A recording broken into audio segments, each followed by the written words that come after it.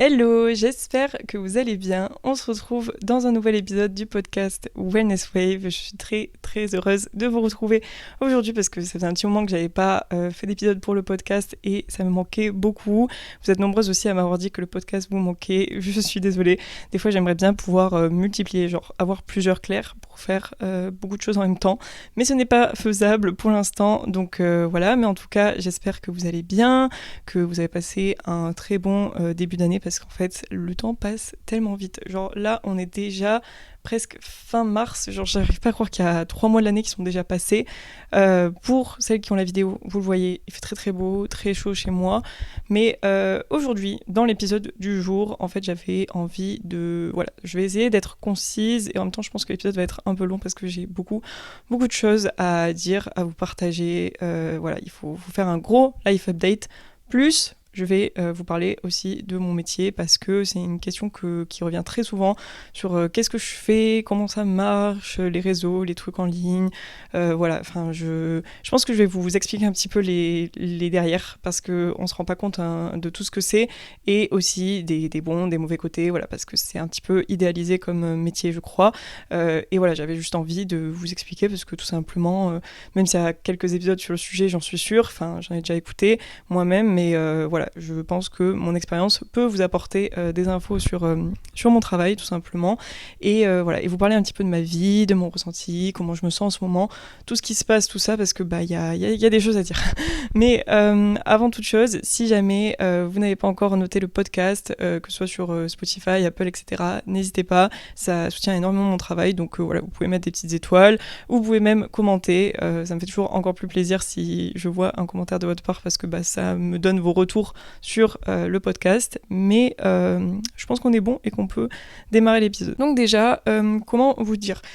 J'ai envie de résumer les derniers mois qui se sont passés, donc janvier, février, mars. Bon, comme vous pouvez vous en douter, pour moi, janvier même jusqu'à février, c'est une grosse période. Tout simplement pourquoi ? Parce que bah, les gens ont des bonnes résolutions et décident de se remettre au sport, de manger bien, tout ça, et du coup, bah, forcément, c'est l'une des plus grosses périodes de l'année pour mon programme, pour ma création de contenu, tout, en fait. Donc, ce qui s'est passé depuis janvier, c'est que j'ai l'impression de m'être fait rouler dessus par un bus. Voilà, je n'ai pas d'autres phrases, je n'ai pas d'autres mots pour expliquer comment je me sentais physiquement et mentalement. Et j'ai envie, en fait, je vous le présente comme ça, mais attention, c'est très positif, ce n'est pas que du négatif, voilà, il y a eu plein d'opportunités, plein de belles choses qui sont passées, j'ai développé plein de projets, j'ai sorti Gym Girl Home, là il y a eu le Change Your Era, j'ai continué à faire de la création de contenu, enfin bref, il y a plein de choses intéressantes et incroyables qui ont eu lieu, donc je suis très très contente, mais voilà, ça n'empêche que bien évidemment il y a des moments où c'est un petit peu, pas fatigant, mais c'est intense, voilà, c'est intense, c'est le mot, et on en reparlera après, le fait que en fait tout simplement bah, c'est normal, on ne voit pas ce qui se passe derrière, mais il y a des semaines et des semaines où j'ai fini tous les soirs à 1h du mat. Est-ce que c'est parce que voilà, je me mets trop de choses à faire en même temps? C'est possible, mais c'est la vérité, et du coup bah, j'étais un peu physiquement et même mentalement KO. Pas parce que j'aimais pas ce que je fais, au contraire, voilà, j'adore ce que je fais, mais c'est juste que du coup, quand ton cerveau t'es un petit peu tout le temps à 200 à l'heure, que t'es tout le temps à fond, bah au bout d'un moment, tu vois, le fait que tu puisses pas souffler ne serait-ce que 10 minutes, enfin 10 minutes j'abuse, mais vous avez compris, bah c'est un peu, voilà, c'est un peu, il y a une retombée à un moment donné, voilà, c'est tout ce que je veux dire. Et ma retombée, elle a dû avoir lieu, je pense, ces derniers jours, parce que j'étais trop fatiguée et j'ai eu besoin de me reposer, et voilà, mais maintenant j'arrive à peu près à gérer parce que je le sais, quand je commence à être trop fatiguée, à pas prendre assez de pauses, de me reposer, tout ça, je m'arrête et je n'ai aucune culpabilité avec ça. C'est-à-dire que là, ça va faire quoi ? 4 jours que j'ai pas fait les jambes. Bon, j'ai couru quand même samedi 12 km, donc ça va. Mais voilà, j'avais 4 jours que j'ai pas fait une séance jambes, c'est pas grave. Genre, personne va mourir. Mes progrès ils vont pas tous s'évaporer en 2 secondes, donc j'ai aucune culpabilité à prendre du repos dans ces moments-là. Mais pour faire une petite life update, du coup, déjà, voilà, j'ai eu des mois intenses et on en reparlera ensuite dans la partie sur mes métiers, mais il faut pas, c'est pas parce que tu vis de ta passion que tous les jours en fait ça doit être l'arc-en-ciel, ça doit être parfait, tu dois être hyper heureux et ça doit être trop bien. Non, ça ne veut pas dire ça. Vivre de sa passion, ça veut dire que t'as quand même une liberté, tu peux faire ce que tu veux. Moi, juste le fait de me dire que j'ai un projet en tête, là, dès maintenant, dès demain, je peux commencer à travailler dessus, et il n'y a personne qui me dit quoi que ce soit, c'est mon idée, c'est moi qui vais la créer, c'est moi qui vais lancer le truc de A à Z, c'est juste incroyable pour moi déjà d'en être là, et c'est quelque chose que je n'échangerai pour rien au monde. Donc, j'adore. Pareil, tu as quand même une flexibilité de temps, et il faut faire attention parce que la liberté de temps que tu vas avoir ne veut pas dire que tu vas travailler moins. Alors il y a des gens qui justement ont mis en place des systèmes qui font que oui, ils peuvent faire des semaines à 25 heures ou à 20 heures même, et finalement engendrer, j'en sais rien moi, 5 000 euros, 10 000 euros, bref, on s'en fout de la somme, j'ai envie de te dire, mais qui du coup peuvent se dégager du temps perso pour tout simplement faire autre chose et profiter de la vie, j'ai envie de dire, tant mieux pour ces gens-là, c'est un petit peu le goal, je trouve, de travailler moins pour avoir plus de temps pour juste profiter de ta vie et t'arrêter un petit peu dans le moment présent. Mais on n'en est pas là, on n'en est pas du tout là. Le jour où j'en serai là, c'est que vraiment j'aurai accompli ma vie, le moment où je pourrai travailler moins et vivre plus. Et donc il y a ce truc un petit peu de se dire que parce que c'est un métier passion et tout, tous les jours sont parfaits et tous les jours t'es hyper heureux et tous les jours tu dois être hyper reconnaissant. Oui, mais il y a aussi, ça veut pas dire qu'il y a des jours où il y aura pas de galères. Des galères, il y en a tous les jours. Des problèmes à régler quand tu es auto-entrepreneur ou que tu as ton entreprise, tu as des problèmes tous les jours, ok. Donc ça déjà, il faut, je pense, se le mettre en tête pour ne pas commencer à devenir fou, parce que sinon tu te dirais qu'en fait, il n'y a pas de jour nickel, mais c'est pas grave, parce que chaque problème, plus ou moins, a une solution, et il y a aussi des problèmes, au bout d'un moment, tu sais comment les régler, t'as l'habitude, parce que c'est pas la première fois que tu les vois, et du coup, tu t'en occupes. C'est juste que, voilà, c'est vraiment beaucoup de gestion. Mais avant d'entamer tout ça, ce que je voulais dire, et bon, j'en ai parlé un petit peu dans ma vidéo YouTube ma prochaine vidéo YouTube qui sortira bientôt. Donc voilà, si vous me suivez sur les deux contenus, c'est possible que vous ayez un peu une redite, mais c'est pas grave, écoutez, j'espère que ça vous plaira quand même. Mais comment dire, je trouve que vu qu'on est très intime, vous et moi, voilà, si vous écoutez le podcast, c'est que vous aimez consommer du contenu long, du contenu plus perso, que voilà, si vous écoutez plusieurs épisodes depuis un moment de Wellness Wave, voilà, pour moi, on est dans une relation assez proche, plus que si vous regardez mes TikTok ou Insta en 5 secondes et que vous ne savez même pas si j'ai un frère, une sœur, si je suis en couple, voilà, si vous savez pas ça, bon après, je montre pas les aspects de ma famille, mais quand même, de temps en temps, j'en parle, et ce que je veux dire, c'est que je peux me confier, ok. J'ai tendance à ne pas dire mes projets, des trucs trop tôt ou des trucs trop perso, parce que y a toujours des gens qui ne veulent pas ton bonheur, ok. Il y a des gens qui te suivent, qui regardent ce que tu fais et qui juste veulent te porter la poisse. Mais écoutez, je crois à ça, et en même temps je me dis que j'ai envie de partager ce genre de nouvelles avec vous et que voilà, c'est important pour moi. Je vais pas pouvoir attendre jusqu'au jour où ça va arriver pour vous le partager. Donc voilà, vous êtes VIP, vous savez ça avant que je l'annonce sur Instagram, TikTok, tout ça. Mais en gros, on va partir de France avec Anto, tout simplement. Donc je vais vous remettre un petit peu le contexte pour que vous compreniez pourquoi on veut se barrer, tout simplement. Voilà l'expression, je veux juste partir d'ici. Mais quand je suis partie vivre à l'étranger au Canada en 2019, voilà, si vous voulez, j'ai un épisode de podcast dessus aussi où j'en parle. Donc pour ceux qui me suivent depuis longtemps, vous avez même peut-être suivi mes aventures au Canada, ce qui serait vraiment ouf parce que ça date. Et j'ai passé une année absolument incroyable, donc j'étais étudiante là-bas, donc voilà, j'ai fait des cours, j'ai voyagé, j'ai fait plein de trucs, j'ai rencontré des gens, voilà, c'était juste trop bien d'être toute seule à l'autre bout du monde et de faire ma life dans un pays que je ne connaissais pas, et voilà, avec une culture différente, tout ça. Pendant ce temps, quand j'étais au Canada, Anto était au Japon, donc on était à l'opposé, genre vraiment à l'opposé du monde, tous les deux, et on a continué notre relation à distance pendant 1 an, et je suis allée le voir au Japon déjà 2 fois, donc j'étais partie à Noël, et j'étais partie aussi l'été, j'ai passé un été au Japon, et c'était incroyable, c'était une ville de fou, voilà, si vous n'avez jamais fait le Japon, je ne peux que vous recommander ce pays qui est incroyable. Donc, depuis ce jour, ce qui s'est passé, c'est que, moi j'ai toujours voulu vivre à l'étranger. C'est pas un truc où je me suis dit vers 25 ans, vers 20 ans, vas-y, tu vas déménager à l'étranger. Non, non, je vous jure, depuis que j'ai 10 ans, genre depuis que tu vois, tu peux être un petit peu conscient dans ta vie, vraiment, j'étais en 6e, j'étais en mode, je veux habiter en Angleterre. Donc moi, j'étais vraiment attirée par les pays anglophones, et d'ailleurs, je suis partie faire une espèce de, enfin pas stage, mais genre colo et tout, quand j'avais 12 ans, 13 ans, je sais plus, bon, 13 ans je pense, en Angleterre pour voilà, découvrir le pays et tout, passer plusieurs semaines là-bas. J'étais dans une famille, c'était trop bien. Et voilà, j'étais vraiment. Enfin, moi, j'ai toujours consommé du contenu anglais. Voilà, il y avait Tumblr, il y avait YouTube. J'ai regardé plein de filles qui habitaient aux États-Unis, qui habitaient au Canada, qui habitaient en Australie et tout ça. Donc, j'ai toujours été attirée par la culture anglophone de manière générale et partir loin. Ensuite, Anto, qui lui était plus proche de l'Asie, voilà, il a toujours été fan du Japon, bah, il m'a ouvert un petit peu à cette culture asiatique et du coup à tout ce qui était pays d'Asie tout simplement.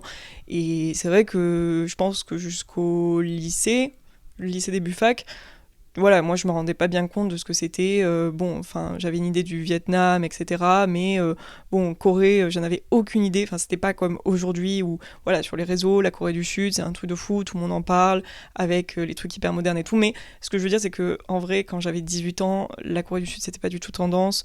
Le Japon, pas non plus des masses. Voilà, l'Asie, c'était pas très connu. Voilà, tu savais qu'il y avait la Chine. Bali, ça commençait à peine à apparaître un petit peu sur les réseaux. Et d'ailleurs, Bali, c'est le premier pays d'Asie qu'on a fait ensemble et qu'on a fait tout court. Donc voilà, je sais plus, en 2014, quelque chose comme ça. Enfin, franchement, on était petits hein, quand on est allé à Bali, on avait 18-19 ans. Et enfin, pour le moment où ça s'est fait, je trouve qu'on était vraiment petits. Peut-être que maintenant, les gens à 19 ans, c'est sûr, tout le monde fait un PVT, tout le monde se barre. Donc c'est un peu plus dans la norme, mais je sais pas, il y a 5-8 ans, c'était pas trop ça. Donc, on est parti en Asie et c'était absolument incroyable. Enfin, les pays d'Asie sont trop beaux, trop agréables à vivre.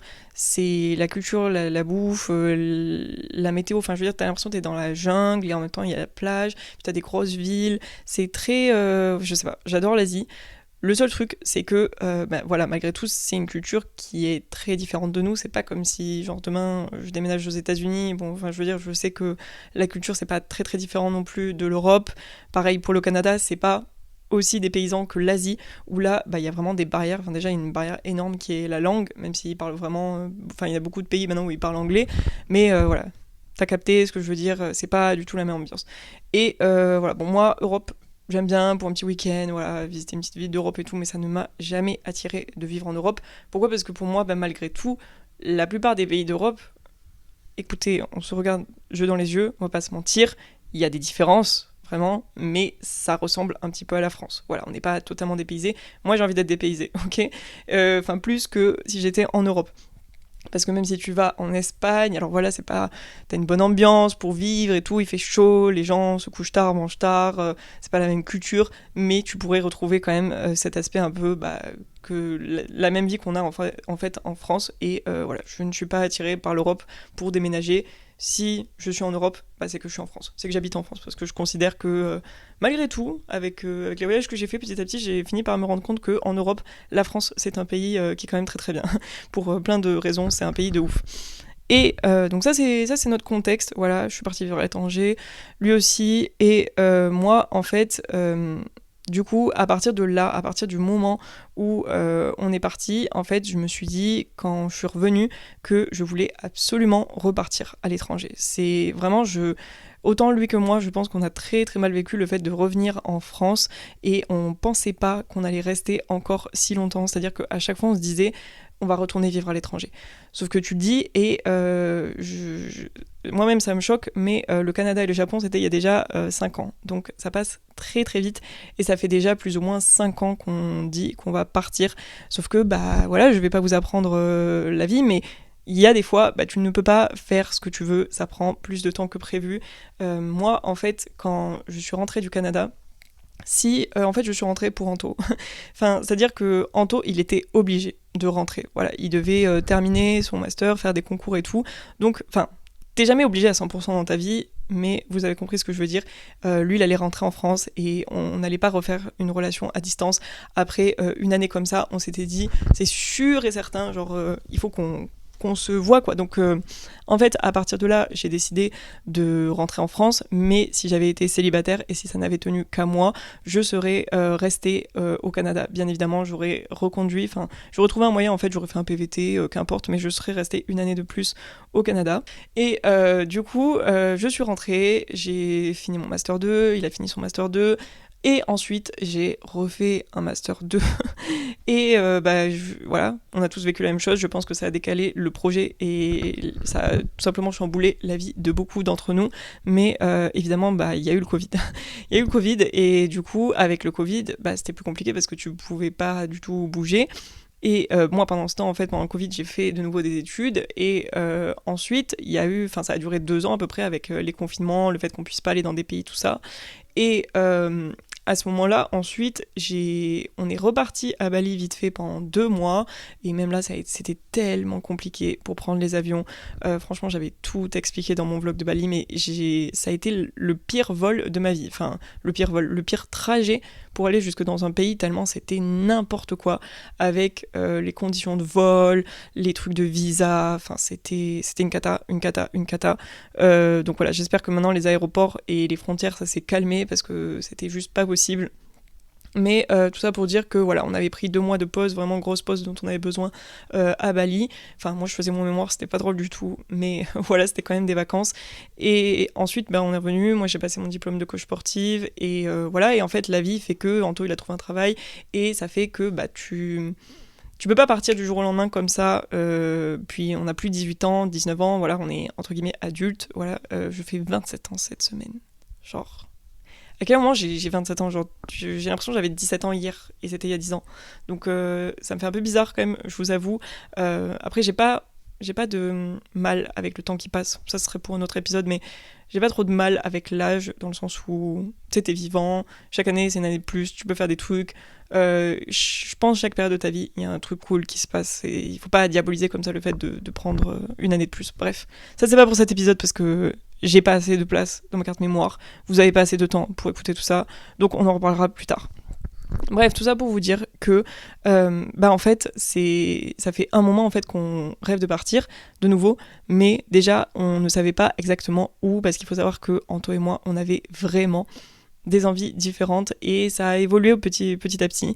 Anto est passionné, je dirais même obsédé par le Japon, et il a de la chance, je trouve, parce que j'ai fini par vraiment adorer ce pays. Enfin, j'avais pas d'a priori sur ce pays, mais c'est vrai que je me disais, juste 2 semaines en vacances et pas plus, alors que pas du tout. C'est-à-dire que je pourrais vraiment passer plusieurs années au Japon sans problème. M'installer au Japon, avoir des enfants, je ne sais pas, parce que c'est quand même une culture très différente.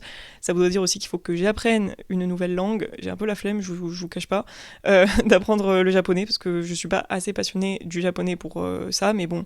Quand tu vis dans un pays, au bout d'un moment, il faut s'adapter. Tu vas pas rester là à galérer avec tes 3 mots d'anglais et personne qui se comprend des 2 côtés. Il faut aussi s'adapter quand tu t'installes dans un pays. Tu vas pas faire vraiment le touriste débile qui ne veut pas essayer de s'intégrer, tu vois. Donc, dans tous les cas, j'apprendrai la langue s'il faut. Mais il faut aussi pouvoir travailler dans notre pays. C'est-à-dire que si tu déménages, tu vis de quoi, tu vois. Enfin, au bout d'un moment, oui, tu peux faire des PVT, tu peux partir avec tes économies et tu peux aussi travailler sur place. Mais au bout d'un moment, ça suffit pas, quoi. Enfin, donc...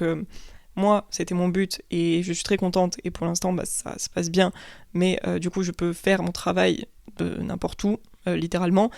Il me faut par contre des salles de sport et des salles de sport où je puisse filmer.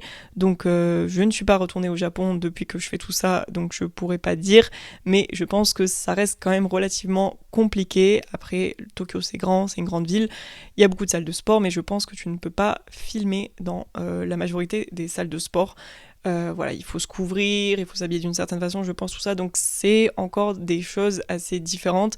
Et voilà, moi, il faut que je puisse juste continuer à faire mon travail, mes vidéos, ma création de contenu, et vivre plus ou moins normalement, même si je suis dans un pays étranger. Mais voilà, donc ça c'est pour le Japon. Et en fait, on essayait de se mettre d'accord avec... Je vous laisse deviner, si vous me connaissez très bien, vous pouvez deviner quel pays je rêve d'aller dans ce pays depuis que j'ai littéralement 10 ans, c'est l'Australie. Donc voilà, je rêve d'aller en Australie depuis vraiment aussi longtemps que je sache, Et aujourd'hui, faire un PVT en Australie, je veux dire, ça fait des dizaines d'années que c'est très courant. Je pense qu'après le Covid, ça a explosé les demandes de PVT en Australie. Et faut savoir que c'est assez simple, puisqu'il suffit que tu aies à peu près 3 000 € sur ton compte, quelque chose comme ça, un passeport à jour, et tu peux littéralement avoir ton visa dans les 48 heures. Donc c'est très facile de partir là-bas. Est-ce que c'est facile de trouver un job dans les fermes, dans les PVT et tout? Je n'en sais rien. Je vois de tout. Je vois des gens qui disent ouais, c'est trop facile et tout, la vie d'aloca, je gagne 5 000 € par mois. Bref, oui, ok. Et je vois aussi des gens qui disent qu'ils galèrent et qu'ils sont obligés de rentrer au bout de plusieurs mois parce qu'ils trouvent pas de travail et c'est trop compliqué, c'est trop cher, il n'y a pas de maison, il n'y a pas de logement. Bref, faites attention aux vidéos TikTok, ce n'est pas le paradis de partir vivre à l'étranger. Il faut toujours voir les bons et les mauvais côtés et se faire son avis soi-même surtout parce que l'expérience des uns, ça va pas forcément être votre expérience à vous. Mais donc moi je rêve de partir en Australie depuis très longtemps et Anto, il faut savoir que lui, il était pas très plage. L'Australie, il s'en foutait un peu, c'était pas son truc, il voulait pas forcément aller là-bas. Lui, c'était vraiment Asie, donc Japon, voire même Corée du Sud. Et moi, pareil, Corée du Sud, ça me chauffe de ouf. Genre, vraiment, je serais trop chaude d'aller vivre pendant 1 an en PVT en Corée du Sud. Mais c'est pareil, il faut que je puisse filmer dans une salle de sport. Et je ne sais pas si c'est vraiment faisable en Corée du Sud. Parce que, culture asiatique et tout, c'est un peu différent. Je sais pas trop comment ça se passe. Donc, il faudrait d'abord que j'aille en voyage là-bas pour voir s'il y a des disponibilités pour ensuite déménager. Voilà. Mais, et petit à petit, en fait, je sais pas, vu qu'on est allé à Bali, on a fait les Philippines, on a fait plein de voyages, et puis voilà, avec le temps aussi, tu changes, tes goûts évoluent. Anto a fini par être très très chaud pour aller en Australie. Et du coup, moi, ce que j'ai dit à Anto, parce qu'on a pris vraiment la décision officielle en fin d'année et début d'année, voilà, c'était nouvelle année 2024, nouveau choix, nouveau rêve, nouveau plan, j'ai envie de dire, on s'est dit, il m'a dit, il faut qu'on parte. Genre là, je n'en peux plus d'être en France et tout. Et je lui dis, en vrai, je suis d'accord avec toi. Genre, on a une très bonne routine. On a un très bon appartement. On a nos parents pas très loin, donc on peut profiter de nos proches parce que ça, je vais pas revenir en détail dessus, mais c'est difficile quand t'es à l'étranger quand même de voir que le temps passe, les années passent et en fait, t'es loin de tes parents et tu reviens et rien n'a changé vraiment. Mais en même temps, quand même, tout le monde a un peu vieilli. T'as loupé des anniversaires. C'est pas facile ça. Je pense que c'est le côté le plus difficile, je pense, d'être à distance, mais d'un côté, si tu le fais pas maintenant, tu vas le faire quand? Genre, je vais pas déménager en PVT à 40 ans. D'ailleurs, c'est pas possible, tu n'as pas le droit. C'est jusqu'à 35 ans pour la majorité des pays, pas tous. Et donc du coup, il m'a dit, bon Claire, là, faut qu'on prenne une décision, genre, faut qu'on se casse, il faut surtout on se fixe une date, un moment pour que ça devienne concret, quoi. Et du coup, je lui ai dit, ok, moi je suis chaude d'être en PVT parce que c'était mon but, je veux retourner à l'étranger, je voulais déjà habiter à l'étranger, j'ai toujours voulu faire ça. La vie a fait qu'on s'est retrouvés coincés en France avec les études, le travail, le Covid, tout. J'aurais pensé habiter à l'étranger depuis déjà bien longtemps, mais tout ça pour dire que j'ai dit, ok, mais à une condition, on va pas dans le pays que je veux, mais on choisit un pays dont vraiment je rêve, un pays différent sur lequel on n'est pas allé et tout. Et du coup, évidemment, on a pris l'Australie. Et il m'a dit ok, donc ok pour faire un PVT et ok pour l'Australie du coup. Donc nous partons en Australie, rassurez-vous, ce n'est pas dès demain, rassurez-vous.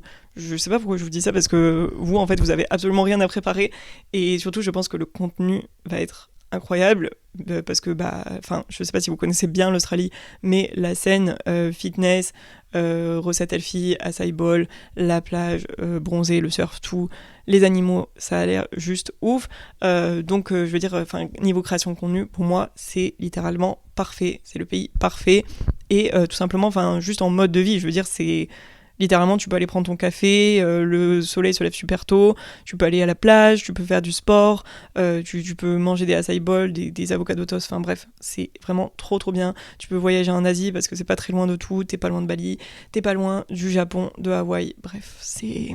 Voilà, pays incroyable, même si je n'y suis pas allée, pour l'instant je ne le vis qu'à travers les photos, qu'à travers toutes les youtubeuses américaines, australiennes que je regarde et tout le contenu quotidien que je regarde en Australie, parce que je ne vois que ça, je ne suis que ça, forcément j'ai trop hâte, parce qu'en fait il y a des studios de pilates que je suis mais depuis des années et des années, il y a des filles que je suis depuis des années, des restos, des trucs que je vois, et je me dis, genre là tu vas finir par pouvoir les tester, donc incroyable.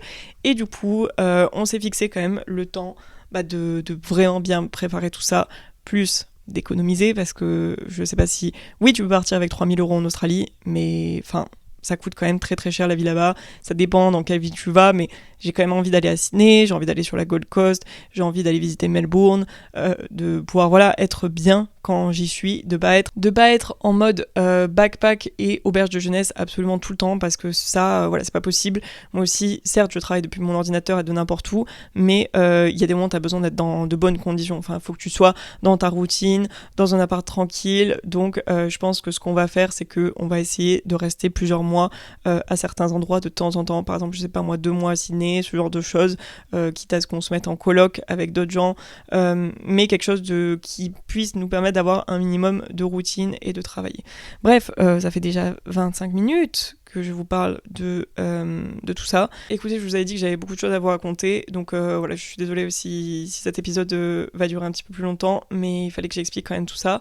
Et donc on partirait début 2025, parce que c'est vraiment le temps voilà, de tout préparer, de mettre des sous de côté, de partir sereinement en fait, tout simplement, et de ne pas tout faire dans le rush, de ne pas se précipiter et voilà, de se retrouver avec des galères toutes les 2 secondes. Enfin, j'ai pas envie de vivre l'Australie comme ça. Donc voilà, ça va être incroyable, j'ai juste trop hâte de vous amener avec nous. Je pense pas que ce sera janvier le départ, tout simplement parce que moi janvier c'est le plus gros mois pour les programmes, pour ma création de contenu. C'est un mois très très dense, très intense, et j'ai pas envie de vivre ça plus en même temps devoir déménager, devoir faire ma valise, prendre des avions, être d'appart en appart alors que je suis en train en même temps de faire tout ça plus ce décalage horaire, enfin vous imaginez l'enfer. Donc je pense que ce sera plutôt février 2025. Voilà, c'est dit, la nouvelle est dite. Alors oui, elle est pas pour demain, mais j'ai trop hâte. J'avais besoin de partager cette nouvelle avec vous et d'avoir vos retours. Voilà, tout simplement, si vous voulez m'envoyer un petit retour, n'hésitez pas. Mais voilà, tout ça pour vous annoncer la bonne nouvelle. Et voilà, je suis tellement, tellement heureuse. C'est mon rêve et j'arrive pas à croire que ça va arriver, quoi. Enfin, c'est juste ouf. Et qu'en plus, je vais le partager avec Anto. Et après, où est-ce qu'on ira après l'Australie? Je n'en ai aucune idée. On ne sait pas. Il y a moyen qu'on retourne au Japon. Il y a moyen qu'on fasse Corée du Sud. On n'a pas d'idée. Mais voilà, ce qu'on sait, c'est qu'on veut bouger, qu'on ne veut pas vivre en France, tout simplement parce que j'ai oublié de le dire, mais en gros, je n'ai pas d'attache avec la France. Je dis pas que c'est voilà le pire pays. Enfin, je n'irai pas jusqu'à dire que je déteste la France. Faudrait pas abuser non plus. Mais voilà, je suis pas vraiment attachée à la culture. Je suis pas attachée aux paysages, aux trucs. Alors oui, voilà, Paris c'est une belle ville. Toulouse c'est une belle ville, c'est cool, mais franchement, le sentiment que j'ai eu quand je suis allée dans des villes genre Singapour, Tokyo, New York, voilà, c'est des grandes villes avec des gros buildings, des trucs qui se passent dans tous les sens. Enfin, moi, j'adore cet aspect-là. Et à l'inverse aussi, tout ce qui va être plus plage, voilà, Bali avec la plage plus calme, t'es en claquette, t'es pas maquillée. Bon, ça, tu peux le vivre aussi si tu vas à Tahiti, par exemple, dans les dom-toms. Mais pareil, même l'Australie, la façon de vivre, elle est incroyable parce que t'es tout le temps en maillot, t'as des petits cafés partout, ils sont très axés sur le sport. Voilà, c'est très quand même moderne, chill. Bref, c'est vraiment ma vibe. C'est la façon dont, le type d'environnement dans lequel je suis vraiment épanouie et heureuse. Et je ne suis pas du tout attachée à la France, donc je n'aurai aucun problème à le quitter. Genre, le pays ne va pas me manquer, mais alors pas du tout. Le seul truc, c'est ce que je vous disais, quitter ses proches, sa famille, c'est pas forcément simple. C'est un petit peu, c'est le seul truc, je pense, qui pourrait me faire revenir. Puis après, tes parents, malheureusement, je veux dire, c'est la vie, tes parents, ils vieillissent, et quand t'es loin, c'est vraiment le truc qui, moi, me fait un peu... c'est le seul truc que je me demande comment j'arriverai à gérer si je suis à l'autre bout du monde, et voilà, mes parents, imaginons, ils sont trop vieux, ils ont besoin d'aide, ou je sais pas, et moi, je suis pas là, c'est un peu compliqué, mais écoutez, chaque problème, au moment où il y a le problème, parce que sinon on s'en sort plus, si on commence à réfléchir comme moi aux problèmes qu'il y aura dans 6 mois, dans 1 an, dans 10 ans, on finit par faire de l'anxiété, donc il ne faut pas faire ça, ok ? Ne faites pas ça, ou alors juste tu finis par faire ta to-do list dans ta tête et tu ne dors pas. Donc il faut rester au jour le jour, vivre au moment présent, mais l'avenir nous le dira. Pour l'instant, tout ce que je peux vous dire, c'est que en 2025, vous nous verrez en Australie et que évidemment il y aura beaucoup de vlogs et de contenu par rapport à l'Australie parce que c'est un pays immense, il y a tellement de choses à visiter, à vous partager que ça va être fou. Donc voilà, je vous fais c'était ma petite confession avec vous qui est quand même une grosse nouvelle pour moi et voilà. On va partir maintenant sur la deuxième partie de l'épisode qui est mon métier. Mais vous allez voir que mon métier, en fait, c'est plusieurs métiers. Donc je reçois déjà tellement de messages de filles qui sont quand même relativement jeunes. Je pense qu'elles sont à peu près vers 18-20 ans, donc c'est vraiment le moment, je trouve, où on se cherche pour ce qu'on va faire dans sa vie. Mais je vous rassure, ça m'arrive à 25 ans aussi, je me suis réorientée plein de fois. Donc pour celles qui ne savent pas, je ne vais pas vous refaire tout le background en détail, mais j'ai un master de droit, je suis juriste d'affaires, j'ai un master 2 en digital marketing, je préfère le préciser, mais ce master ne m'a pas du tout appris à être créatrice de contenu ou quoi que ce soit. En fait, tout ce que je fais dans mon métier, ce master m'a appris 0, ok.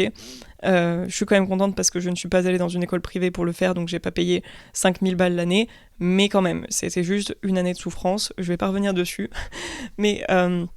Donc j'ai fait un master 2 aussi de digital marketing à la fac et ensuite j'ai décidé juste de faire ce qui me faisait rêver depuis que j'étais en L2, c'est-à-dire pas du tout le droit mais juste devenir coach sportif. Donc voilà, donc mon métier principal avant tout, et je pense que des fois on a tendance à l'oublier, je pense qu'il y a des gens, ils font pas exprès, mais voilà, ils me le disent comme ça, mais je suis coach sportive. Avant d'être influenceuse, et je pense que j'ai les deux, mais je suis coach sportive, ok. J'ai passé un diplôme d'État et c'est mon travail quotidien finalement. Pourquoi ? Parce que à travers mon contenu, malgré tout, quand je vous poste des séances, je vous pose des séances du point de vue d'une coach sportive. C'est-à-dire que si je n'avais pas acquis les connaissances avant, que ce soit via mon diplôme, via mon expérience avec des clientes, etc., enfin des coachés, vous n'auriez pas, je pense, la même qualité de séance, de programmation, etc., si c'était, excusez-moi, mais une personne lambda qui fait de la musculation depuis 1 an et qui juste s'est lancée sur les réseaux et qui aime bien poster de la musculation ou autre et qui recopie des vidéos TikTok qu'elle a vu passer. Donc pour moi, je suis coach sportive quand je vous partage des conseils, parce que c'est des conseils, on va dire quand même, experts, je veux dire avisés, c'est pas un truc que je dis comme ça. Si je vous dis de manger tant de grammes ou de faire comme si un exercice, ou de dire que tel exercice il travaille comme ça parce que l'anatomie elle fait que ça c'est une extension, ça c'est une flexion, ça c'est le coude, ça c'est l'épaule, bref, j'ai appris tout ça et au quotidien je suis coach sportive avant d'être quoi que ce soit d'autre. Donc je vois beaucoup de gens qui veulent être coach sportif aujourd'hui et j'ai envie de vous dire go, voilà, si vous êtes passionné par le sport, faites coach sportif, mais il y a plein de choses à savoir, c'est-à-dire que déjà le marché, comme dans à peu près tous les domaines, est un petit peu saturé et je pense que ça ne va pas aller en s'arrangeant parce qu'il y a de plus en plus de gens qui veulent faire coach sportif, mais si vous faites coach sportif, malheureusement, il faudra vous former, ou apprendre de vous-même, parce qu'une formation, c'est pas forcément utile, mais ça peut vous aider, mais apprendre en tout cas à vous vendre, tout simplement. Parce que coach sportif, soit vous allez être embauché dans une boîte, et du coup, vous allez devoir verser de l'argent à cette entreprise, ou par exemple, si vous êtes coach sportif, indépendant, mais que vous travaillez chez Basic Fit, chez Fitness Park, là aussi, vous allez devoir payer à la salle et vous n'allez pas payer 100 € le mois. Hein. Vous allez payer vraiment dans les 400, 500, 600 balles de loyer à la salle de sport. Donc vous avez intérêt à rentrer beaucoup de clients parce que voilà, vous allez devoir vous créer votre clientèle. Enfin bref, il y a plein de choses. Si vous voulez, je vous ferai un épisode juste spécial coach sportif, mais il va falloir d'une façon ou d'une autre que vous sachiez vous vendre, que vous sachiez avoir une expertise aussi et peut-être vous spécialiser. Voilà, vous spécialisez dans le crossfit, vous spécialisez dans le postpartum, vous spécialisez dans la mobilité, bref, il y a plein de spécialités aujourd'hui, mais c'est un milieu comme plein de milieux qui n'est pas forcément simple parce que voilà, tout le monde essaye d'avoir des clients, tout le monde essaye de vendre son coaching, son programme, son truc, tout ça. Donc voilà, n'imaginez pas que c'est juste très très simple et que tout est beau et tout est facile. Mais c'est un métier absolument passionnant puisque tu aides les gens à faire du sport et à se remettre en forme d'une façon ou d'une autre.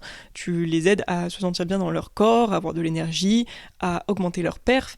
Tu aides des femmes à se mettre à la musculation, à être plus à l'aise en salle, à travailler le haut du corps alors qu'elle travaillait jamais. Enfin, je veux dire, il y a tellement d'aspects positifs que pour moi, ça efface tous les négatifs et je ne changerai de métier pour rien au monde.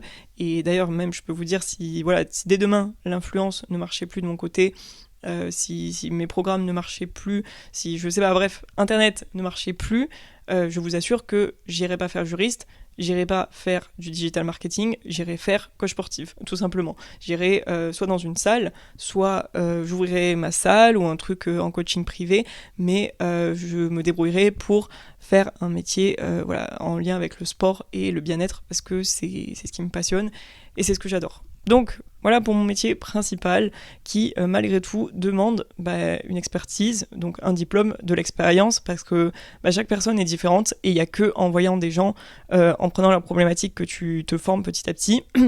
Tu dois t'entraîner toi-même, tu peux pas faire un exercice à quelqu'un que toi t'as jamais fait, tu dois comprendre comment l'exercice se passe, le ressenti, l'intensité, tu dois tester un circuit, tu dois tester une programmation pour justement pouvoir la proposer à d'autres personnes, tu dois être sportif au quotidien parce que t'es un modèle pour les autres, et ça je pense qu'il y a des gens qui l'oublient, mais tu peux pas être coach sportif si tu fais du sport 3 fois par semaine et que genre tu fais du sport vite fait et que tu t'en fiches un peu, enfin que t'es pas forcément à fond dans le sport, parce que les gens comptent sur toi, enfin tu es leur exemple, t'es là pour les motiver, pour les challenger, donc il faut quand même aimer le sport de base. Je sais que ça paraît bête comme ça, mais je vous jure que des coachs sportifs qui ont un diplôme ou une certification maintenant, parce qu'il y a beaucoup de gens qui passent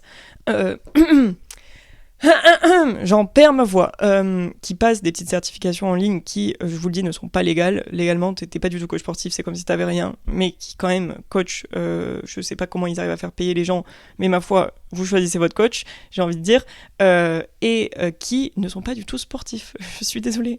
C'est-à-dire qu'il y a des gens, je comprends pas comment tu peux être coach sportif et ne pas t'entraîner, et ne pas te challenger, et ne pas avoir progressé depuis des années. C'est pas possible d'être coach quand tu fais ça. Et pourtant, il y en a beaucoup. Donc regardez bien votre coach, choisissez-le bien. Mais donc il y a tout ça qui fait l'aspect du coach sportif, et je suis pas rentrée dans les détails. Ça, c'est mon premier métier. Mon deuxième métier, c'est l'influence, donc c'est les collaborations. Et en gros, en fait, c'est venu petit à petit, évidemment, avec la création de contenu. Et je précise que du coup, je fais quasiment que des collaborations. Je ne fais pas de l'UGC. L'UGC, c'est User Generated Content, c'est quand tu crées du contenu pour une marque, et en gros, la marque te paye vraiment pour la qualité de créateur de contenu, mais pas pour ton nombre d'abonnés. La marque ne paye pas la notoriété. La vidéo ne va pas forcément apparaître sur ton compte. Alors que moi, quand je travaille avec une marque, la marque va apparaître sur mon compte, que ce soit en story, en TikTok, en Reels, je vais devoir mettre en avant la marque auprès de mes abonnés. Et donc ça, toute cette partie influence, je l'ai en tête, mais je me suis quand même noté plein de trucs, parce qu'en fait, sinon, on ne se rend plus compte. Mais, attendez. Voilà.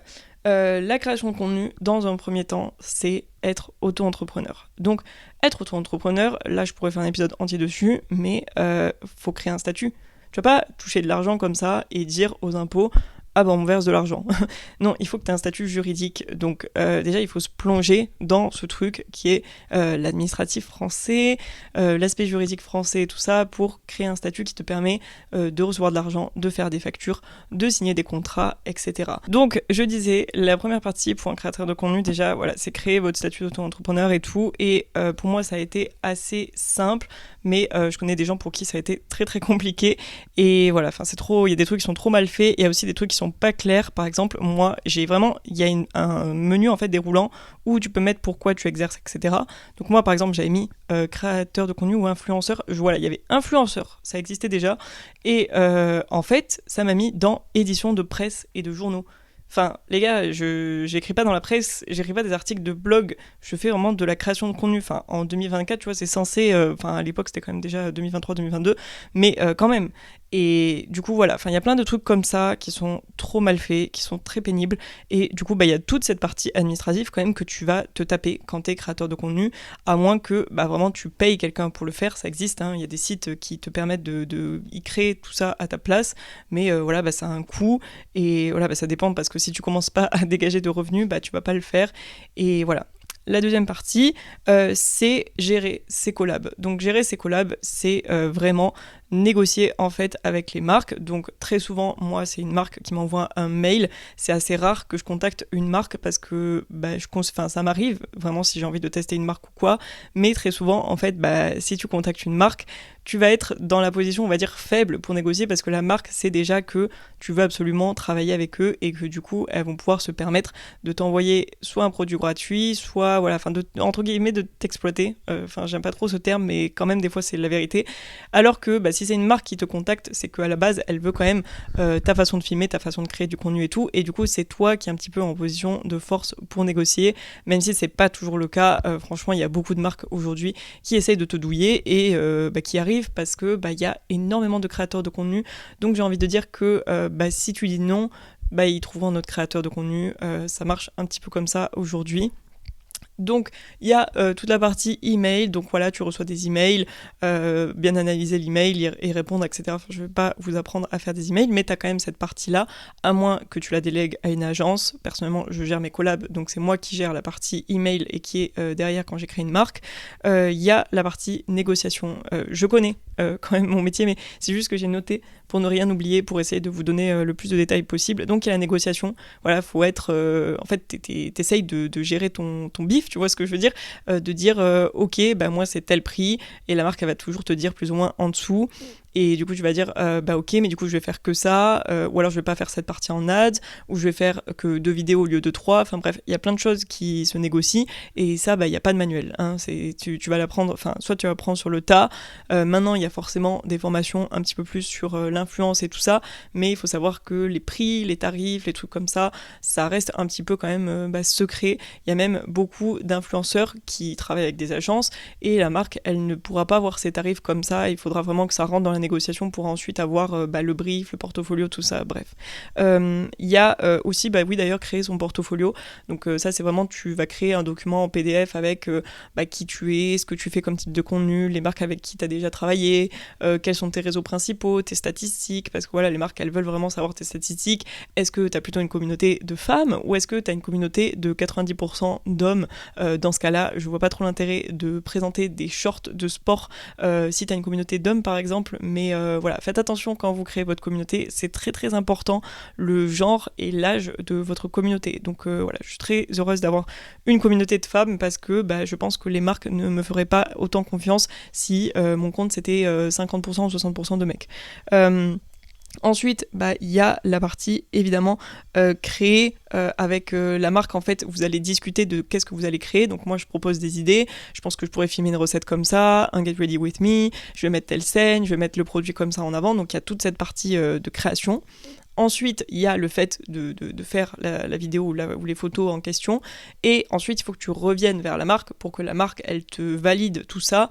Voire, des fois, elle te demande une version 2, donc avec des corrections, etc. à améliorer, à changer sur le montage, sur les trucs. Tout ça, ça prend du temps. C'est des trucs que je vous dis comme ça sur l'instant, sur un podcast. Mais je vous jure que des fois, ça peut te prendre une après-midi. Et les collabs, je pense que c'est le truc de création de contenu qui me prend plus de temps parce que malgré tout, tu restes un petit peu enfermé dans ce que la marque veut et tu n'es pas libre comme quand moi je crée du contenu pour moi. Une fois que tu as fait tout ça, il faut poster et là tu vas te dire ça va, genre juste tu mets la vidéo puis voilà.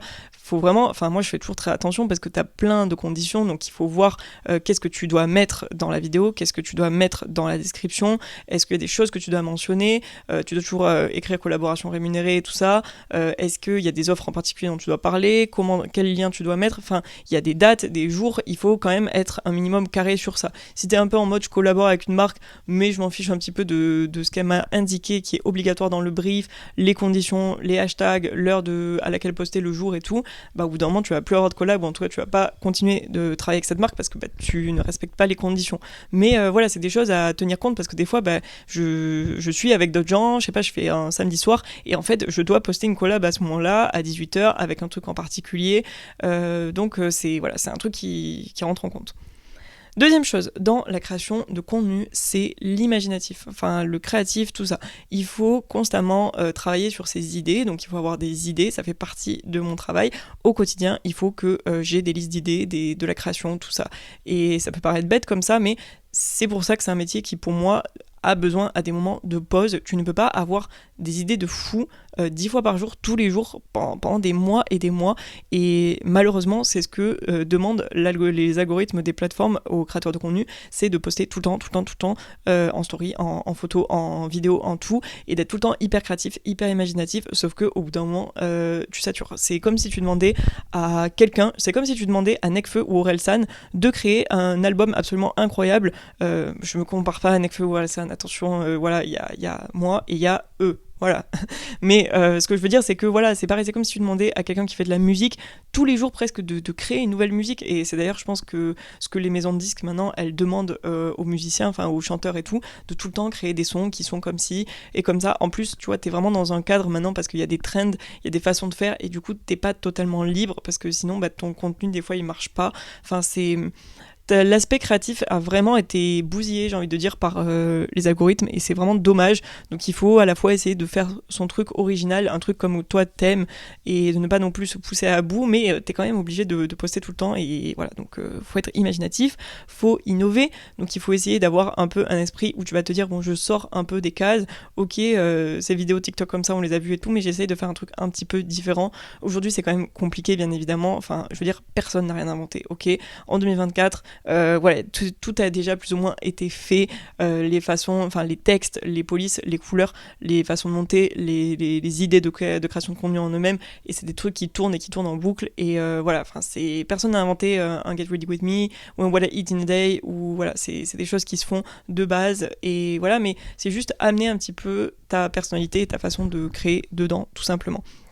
Faire de la veille, voilà, faire de la veille ça fait partie de mon métier et c'est d'ailleurs le truc que j'aimerais déléguer le plus possible, j'en avais déjà parlé parce que bah à cause de ça je me comparais beaucoup trop, mais t'es quand même obligé d'être au courant des tendances, des trends, de ce que font les gens dans ta niche, dans ton domaine, qu'est-ce qui se fait à l'étranger pour que tu le fasses un petit peu en France, donc voilà, la veille ça prend du temps et c'est tout simplement, tu ne peux pas être créateur de contenu si tu ne consommes pas du contenu. Je vois pas comment tu peux arriver un petit peu à donner des choses aux gens si toi-même tu ne regardes pas un minimum ce qui se fait.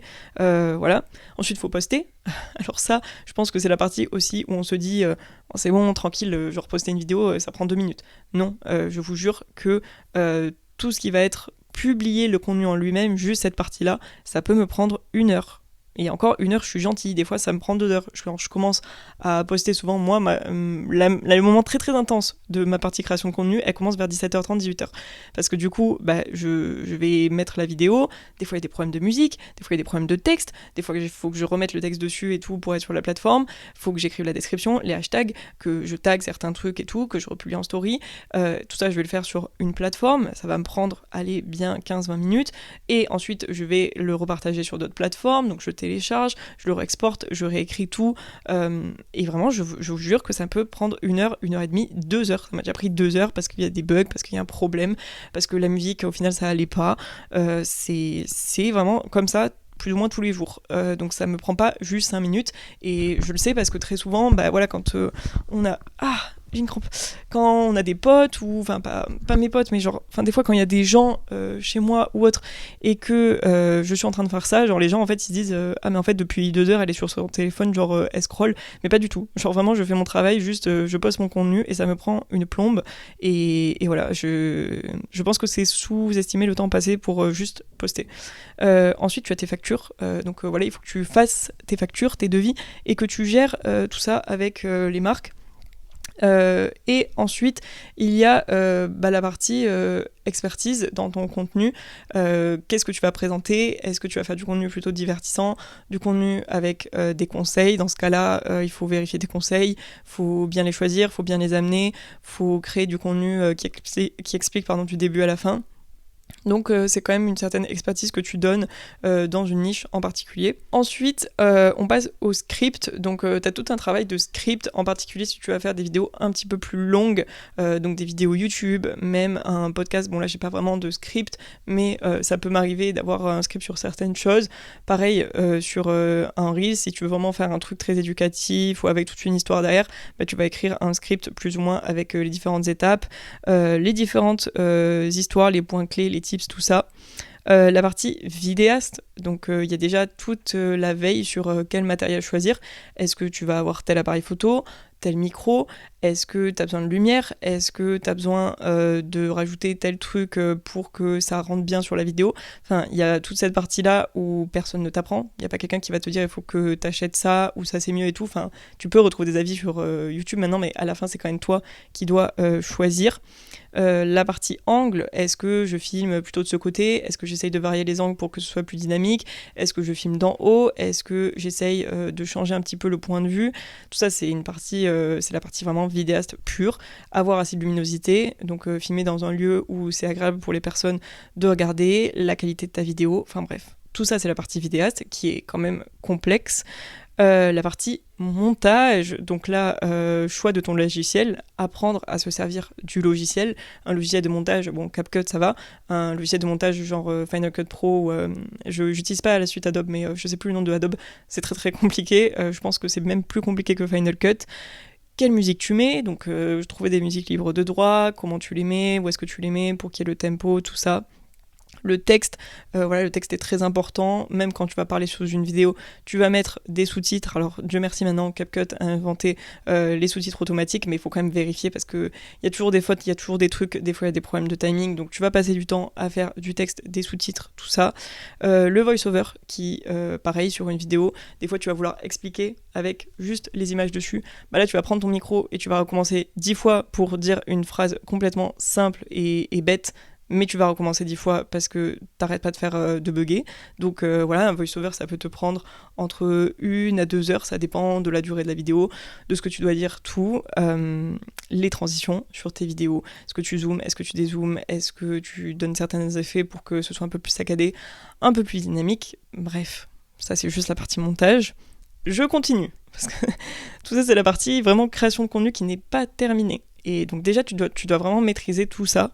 La description, donc ça je l'avais dit, mais il faut quand même rédiger. T'as un aspect rédactionnel puisque c'est toi qui écris ce que tu racontes dans tes stories, ce que tu racontes dans tes posts, c'est toi qui racontes une histoire, donc faut que t'aies l'aspect rédaction. Reposter, ça je l'avais déjà dit au moment de poster, puisque il faut que tu postes sur tes différents réseaux et en story, et c'est ça aussi qui prend beaucoup de temps. C'est très relou et c'est juste une partie ça c'est une partie vraiment juste mécanique, mais ça prend du temps quoi.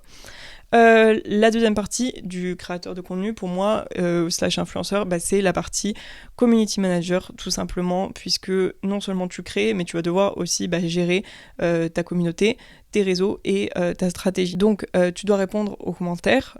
Après ça s'est fait avec plaisir, donc c'est pas, je considère pas comme ça je considère pas ça comme du travail, mais voilà, tu prends le temps de répondre aux commentaires. Poster tous les jours partout. Voilà, quand t'es community manager, tu sais que tu vas poster des reels, des stories, des carousels sur TikTok. Tu vas poster 2-3 fois par jour. Tu vas poster sur Insta, tu vas poster sur YouTube 2 fois par semaine par exemple, tu vas des fois poster sur Pinterest, sur Facebook Ads, bref, donc il faut que tu gères ça. Gérer une campagne, donc parfois aussi tu vas devoir te dire ok, il va y avoir un lancement, ça c'est plus pour la partie programme et tout, mais quand tu veux présenter ou teaser quelque chose, il faut quand même que tu le prépares un petit peu en avance et que tu fasses quelque chose qui se découle dans le temps et pas juste lâcher ça comme ça, pof, ça arrive, coucou, c'est là. Bon, ça m'est déjà arrivé de faire ça quand j'ai pas anticipé ou j'ai pas eu le temps et tout, mais on évite, j'essaye d'éviter au maximum et j'essaie de faire quelque chose d'un peu plus fluide et découlé, mais quand t'es community manager, vraiment tu gères ça, tu gères les campagnes d'un produit ou autre.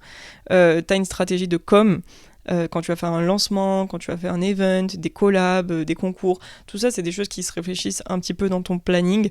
Après c'est sûr que moi en tant que personne et pas en tant que marque, je fais quand même du contenu plutôt spontané. J'ai pas une stratégie de com derrière mes posts la plupart du temps, c'est vraiment j'ai fait cette séance, j'adore cette séance, je veux la poster, j'ai pensé à ça comme recette, je vais la faire, je vais la poster, j'ai pensé à ça comme conseil, je vais faire une vidéo, je vais expliquer, je vais poster. C'est plus du spontané, mais de temps en temps j'ai des fils conducteurs, on va dire.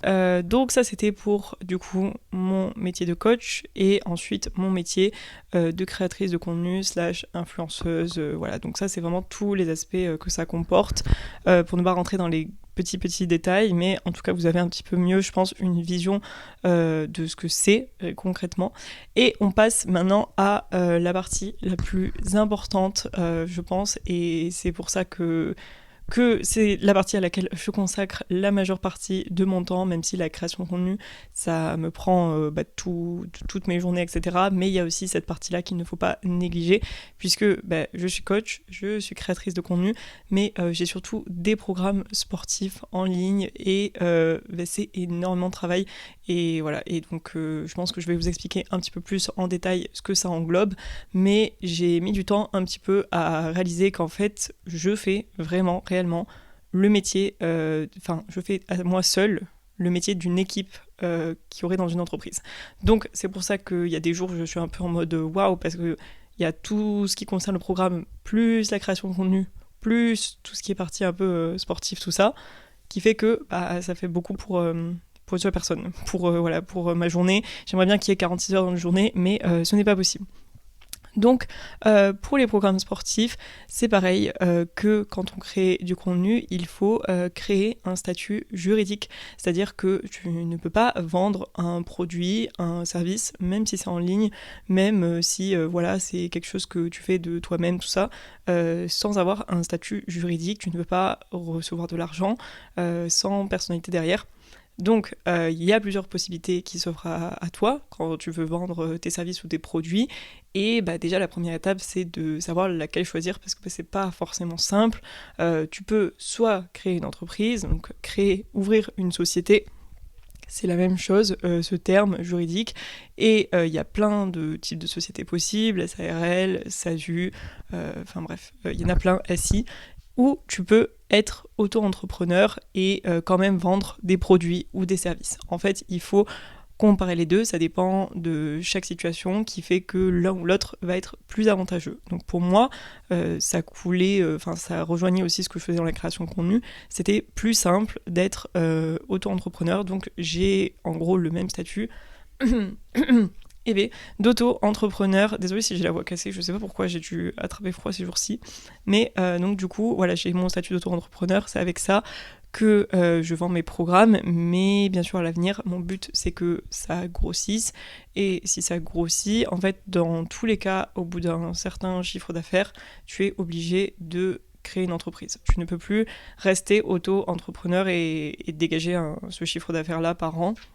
Donc ça se compte par année, chaque année ça revient à zéro, et ensuite tu regardes si tu veux changer ou non, mais pour ce genre de choses, bien évidemment, je ferai appel à un avocat ou un comptable, ou en tout cas quelqu'un qui est expert pour passer de l'un à l'autre, et c'est ce que je vous recommande aussi. Mais voilà, déjà, après, je peux pas parler pour tout le monde, je peux pas parler pour la vente de produits, la création de produits physiques, je peux pas parler pour d'autres types de services, je vous parle vraiment de ma niche à moi qui est les programmes sportifs en ligne. Donc c'est juste cet aspect-là, mais des différents types de statuts et différents types de domaines, il y en a des centaines et des milliers, donc je pourrais pas vous parler pour tout le monde parce que je ne suis pas experte dans les autres domaines.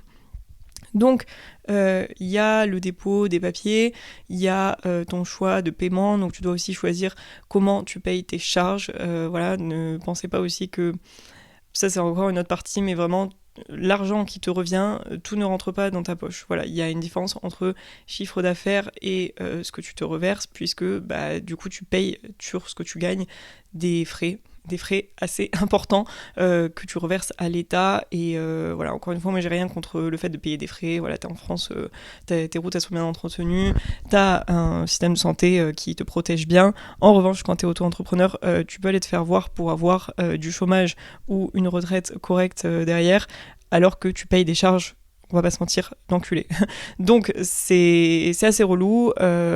Franchement, j'espère que ça changera à l'avenir pour que l'État, en fait, si l'État français veut garder ses entrepreneurs en France, les gens qui ont des entreprises, tout ça, faudrait quand même réfléchir au statut ensuite qu'il y a derrière, parce que payer, il y a pas de problème. Enfin, je veux dire, c'est normal, tu vis dans une société où ton argent, il va circuler dans le gouvernement et faire d'autres choses, mais il faut aussi que derrière, t'aies un minimum de sécurité, même si je sais que entrepreneur, ça va avec le fait que tu as des risques, mais tu reverses de l'argent, donc ce serait quand même cool que si tu as besoin de 2 mois de chômage derrière parce que tu es en galère, tu puisses les avoir, sauf que ce n'est pas le cas.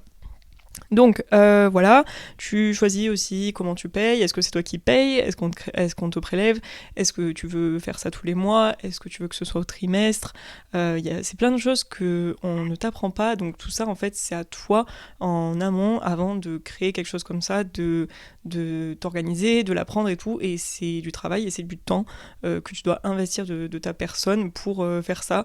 C'est pas juste finalement, je dis pas que c'est facile, attention parce que je l'ai vécu moi-même. Mais en gros, quand tu cherches un job salarié, CDI, CD, peu importe, tu vas faire des candidatures et ensuite tu vas être pris et puis basta. C'est pas toi qui t'occupes des papiers, c'est pas toi qui va faire tes fiches de paie, c'est pas toi qui va calculer tes redevances et tout, qui va payer des trucs tous les mois ou tous les trimestres. J'ai envie de dire le seul truc vraiment chiant, et je sais que c'est chiant parce que je l'ai vécu, c'est de créer, de mettre à jour ton CV, de faire un bon CV et ensuite de passer tous les entretiens d'embauche. Et voilà, maintenant les entreprises elles te font plus faire un entretien, elles te font passer 3-4 entretiens, cas pratique, rencontre du manager, rencontre de l'équipe, rencontre du boss, rencontre du chien de la boîte, j'en sais rien, jusqu'à ce qu'au final tout ça pour te dire qu'on te refuse. Souvent on ne te répond pas, tu fais que prendre des mails de refus. Donc voilà, avant d'avoir un CDI ou un CDD, mentalement c'est très très difficile je trouve, surtout sur le marché actuel, enfin pour tous les gens qui ont des diplômes ou non. C'est devenu vraiment un enfer, donc je compatis si vous êtes dans cette situation, et si vous ne l'êtes pas, je vous souhaite de jamais l'être. Mais ce que je veux dire c'est qu'une fois que tu es en CDI ou en CDD, bon la partie juridique administrative de l'entreprise dans laquelle tu n'en as rien à faire. Enfin, je veux dire, c'est ton patron qui s'occupe de ça, c'est les managers, l'ARH, mais c'est pas toi qui gères ce truc-là. Et quand t'es auto-entrepreneur ou quand t'as ta propre entreprise, c'est toi qui vas gérer tout cet aspect-là. Sauf si, bien sûr, je veux dire, ton entreprise se développe énormément et que là, tu peux embaucher des gens qui ne font que ça, mais n'empêche qu'au début, c'est quand même toi, la majeure partie du temps, qui gère tout ça.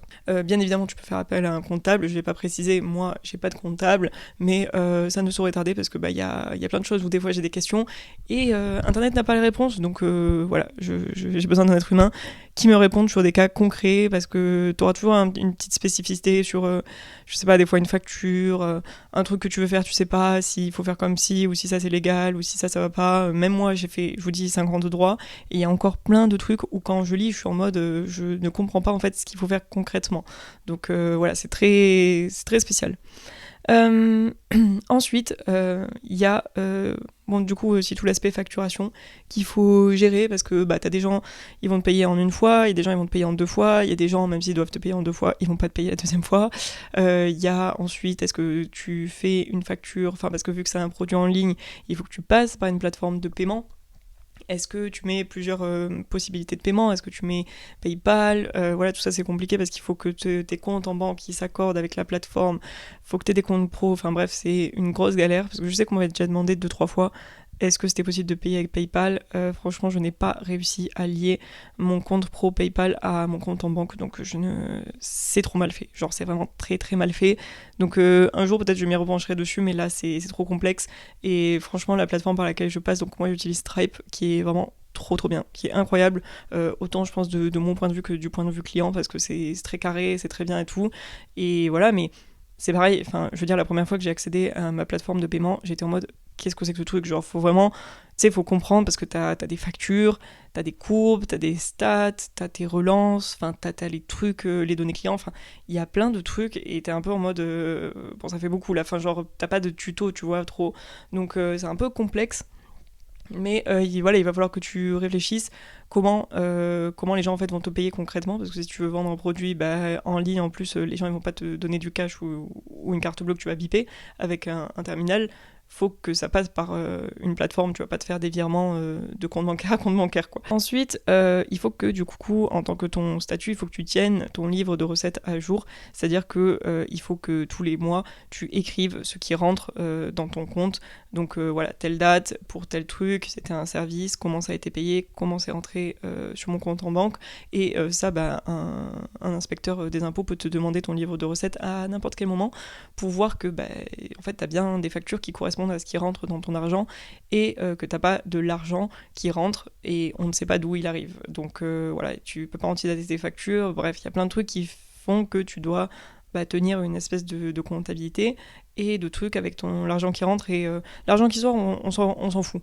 Concrètement, quand tu es auto-entrepreneur, on s'en fout parce que en fait, tu ne peux pas déduire des charges. Par exemple, si moi je veux acheter un appareil photo pour ma création de contenu, je ne peux pas déduire le prix de cet appareil photo de ce que je vais payer ensuite aux impôts ou autres. Donc voilà, c'est vraiment tout l'argent que tu gagnes, ensuite tu dois payer des charges dessus. Il y a aussi les seuils, donc voilà, c'est ce que je vous disais au début, il faut quand même surveiller ces seuils, parce que si tu dépasses un certain seuil, tu dois faire payer ta TVA, et aussi si tu dépasses un certain seuil, tu ne peux plus rester en auto-entrepreneur, tu dois passer en entreprise, en société, donc tu dois créer ta société.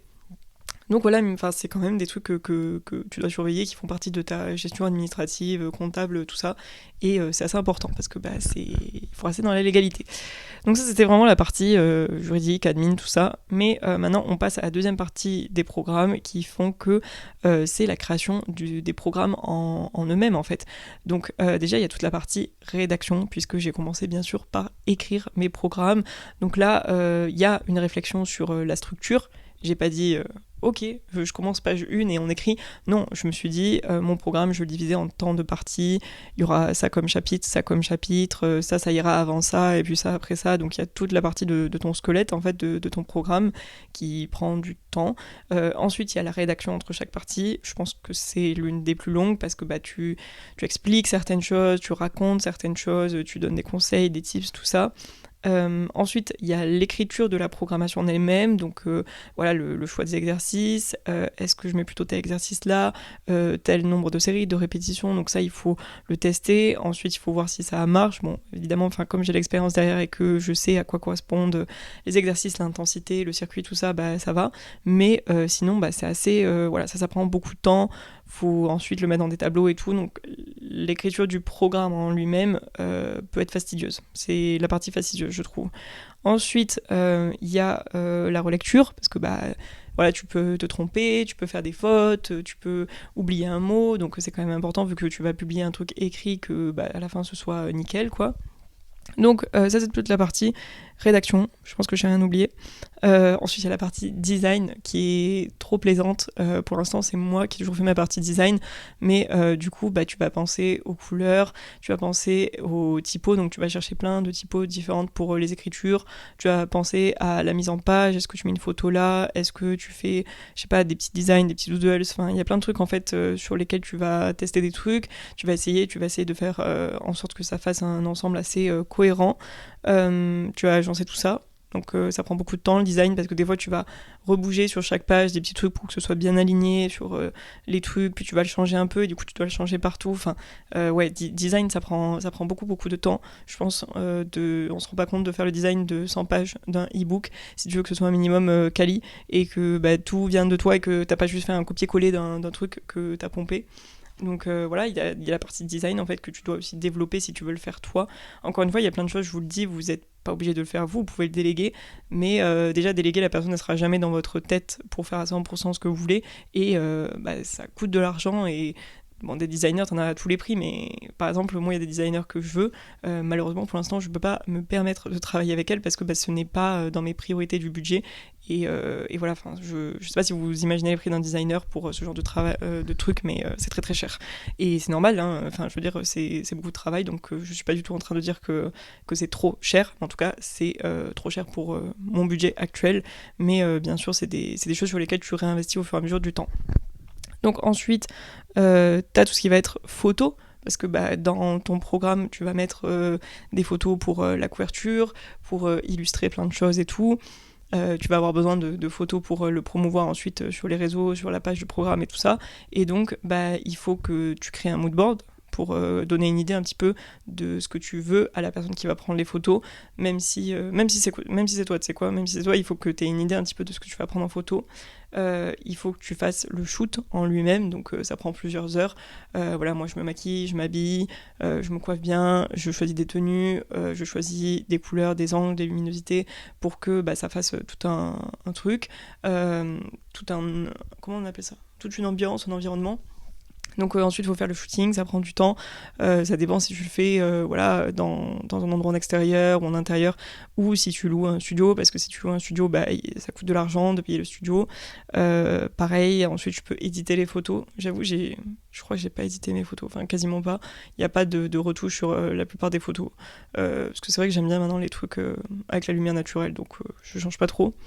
Et ensuite, il y a exporter tout ça, c'est-à-dire que il faut que est-ce que tu as un logiciel, est-ce que tu fais ton programme sur Canva? Moi, personnellement, j'ai tout fait sur InDesign.